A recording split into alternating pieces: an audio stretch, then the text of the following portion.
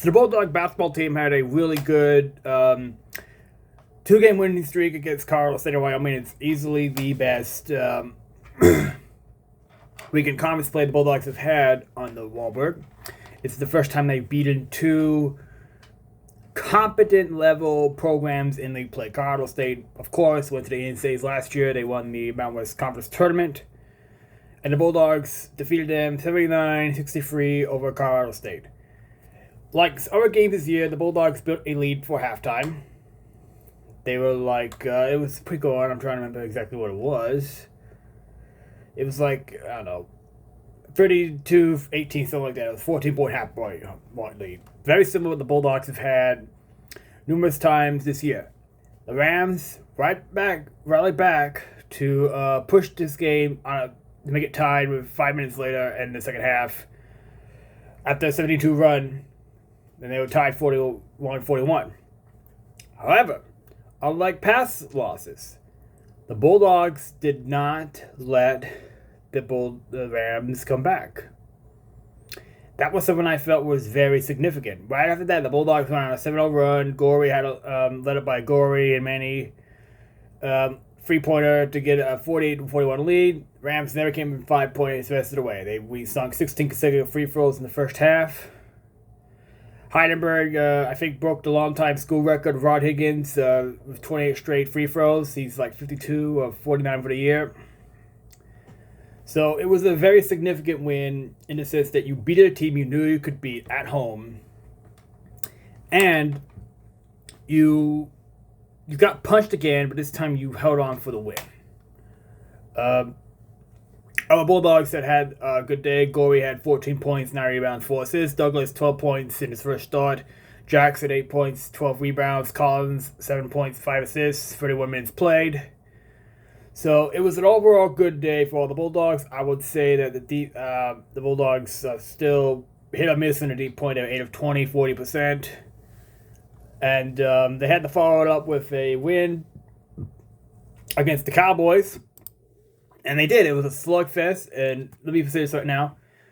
It was a season high crowd of 500 people, 6,500 people. And it's nice to see a biggest crowd of the year in a Bulldog sport get rewarded with a win. Doesn't always happen. It was a game that was back and forth, real slugfest. Neither team led by more than 5 points in the first battle. After the 8-point mark, I felt like the Bulldogs, even when they were trailing for 30 minutes or so, I never felt like, how should I put this? I still felt the Bulldogs were going to win this game. I don't know why I felt that way. I just did. Proved me right. And they, first time in a while, in conference, they came back late. They were down 56 with 3 minutes left, and then Jocks tied the game. Defense got 5 straight stops, so out of against the Cowboys. So we managed to get a lead with 62-58 with 1 minute left, and you felt it was pretty good. Wyoming managed to cut it down 62-60 quickly, but defense again. We managed to get the game with a 63-60 score, and yeah, we need to use Stickman more, man. I think he should just be in a starting lineup. He has an athleticism that we need to have. I know Collins is just, in my mind, he gets hurt too much. It's not been consistent enough. We were really lucky the Bulldogs missed. I mean, not the Bulldogs. The Cowboys missed, but went cold in the 3-point lines, but they still had 60. Advantage of 16-9. I mean, this is another game the Bulldogs had it at halftime, 28-18. The Bulldogs, for whatever reason, seem to do really good at gaining the lead at halftime, but have trouble holding on to it. But these are two games that are just, even though you give the lead, you manage to hold it on, and these kind of wins are better in basketball than just blowouts. We'll learn to see this team can beat competent programs so far in Mountain West. Now, granted, this is our last year in it.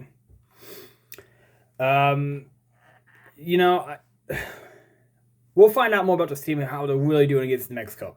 I mean, against the Utah State, San Diego State, they just got their doors blown off. I mean, those are the two teams that we have seen can win conference title. They're going to go to Lobo Land on Wednesday. We'll see how they do then.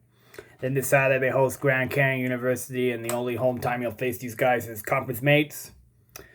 And they've had a solid basketball program, so we're going to find out a lot more about how this Bulldog team will do against upper-level competition as opposed to just competent ones. I don't think you can expect to win at New Mexico. I just don't think this Bulldog team is that good. They historically have a lot of trouble there. But I think that the home game against Grand Canyon is something that you can definitely win. That's a game you definitely can win. And I think the goal for this team right now should be to try and be in the top 5 of the Mountain West tournament. They're not going to finish in doesn't really regular season title, and that doesn't matter to the Mountain West as much. Especially since this year looks like it's going to be a 1-bid lead, although San Diego State's reputation might get them in. But we'll see. For now, you want to hope they're trending in the right direction, but right now, you want to just finish with a majority win record at home and 500 on the road. I think that's what you should be trying to do and get a win in the conference tournament. You do that, you look like you have it in the right direction. All right, they're now 6-6 overall, 3-4 Mountain West play. So we're going to find out more this week about where they really are. But for now, enjoy these 2 wins in a row at home. For now, go Dogs.